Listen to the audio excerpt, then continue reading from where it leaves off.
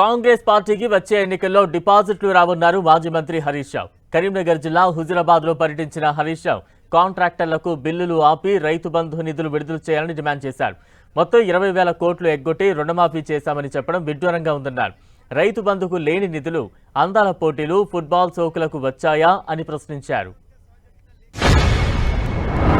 ఇక రైతు అనేవాడు కాంగ్రెస్ పార్టీకి ఓటేసే పరిస్థితి లేదు.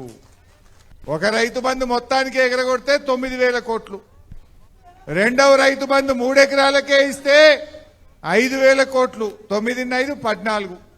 ఇప్పుడు 2 ఎకరాలకే ఇచ్చిండు అంటే 6,000 కోట్లు, 14 ఎంత 20,000 కోట్ల రూపాయలు.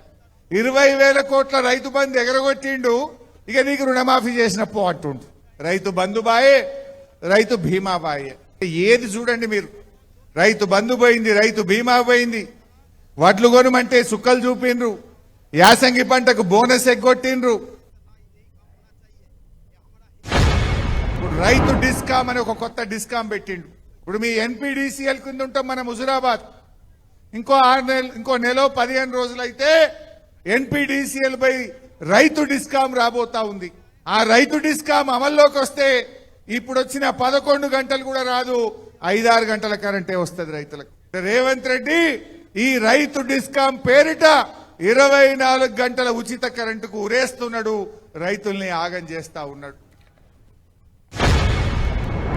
రేవంత్ రెడ్డి గారికి అధికారం మత్తెక్కింది. మొన్న ఎప్పుడు అన్నాడు కదా హిట్లర్. రేవంత్ రెడ్డి గుర్తుపెట్టుకో, నీ హిట్లర్ పాలనను అంతం చేయడానికి ప్రజలు కంకణం కట్టుకున్నారు. నీ నియంత పాలనకు అంతం కావడానికి రోజుల దగ్గర పెట్టాయి. లెక్క పెట్టుకో మిస్టర్ రేవంత్ రెడ్డి అని నేను చెప్తా ఉన్నా. మనకు ప్రతిపక్ష హోదా ఎందుకు? పాలకుల పక్ష హోదా రాబోతా ఉంది. ప్రతిపక్ష హోదా రాదు, పాలక పక్ష హోదా వస్తుంది. నీకు నీ పార్టీకి డిపాజిట్లు గల్లంతైతే గుర్తు పెట్టుకో రేవంత్ రెడ్డి అంటున్నా. ఈ మధ్య మీరు గమనించి ఉంటారు, ఢిల్లీలో ముఖ్యమంత్రి కేజ్రీవాల్ ఓడిపోయిండు, ఆయన ఎమ్మెల్యేగా ఓడిపోయిండు, ఆయన పార్టీ ఓడిపోయింది. బెంగాల్లో పోతే మమతా బెనర్జీ గారు ఎమ్మెల్యేగా ఓడిపోయిండు, ఆయన పార్టీ ఓడిపోయింది. తమిళనాడు పోతే స్టాలిన్ ముఖ్యమంత్రి ఎమ్మెల్యేగా ఓడిపోయిండు, ఆయన పార్టీ ఓడిపోయింది. రేపు తెలంగాణలో కూడా రేవంత్ రెడ్డి ఎమ్మెల్యేగా ఓడతాడు, ఆయన పార్టీ కూడా ఓడిపోతుంది. గ్యారెంటీ మళ్ళీ వచ్చేది. వాయు కాలుష్యం, శబ్ద కాలుష్యం గురించి మనం విన్నాం. కానీ ఈ రాష్ట్రంలో కొత్త కాలుష్యం వచ్చింది, అది ధ్వని కాలుష్యం. ధ్వని కాలుష్యం మోపైంది కొత్తగా. టీవీ పెడదామంటే భయపడుతున్నారు.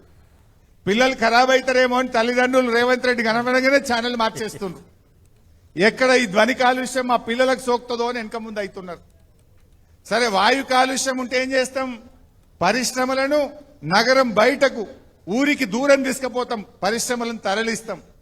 అట్లనే ఇవాళ ఈ రాష్ట్ర ప్రజలు కూడా ఈ ధ్వని కాలుష్యం కోరల్లో నుంచి రాష్ట్రాన్ని కాపాడడానికి రేవంత్ రెడ్డిని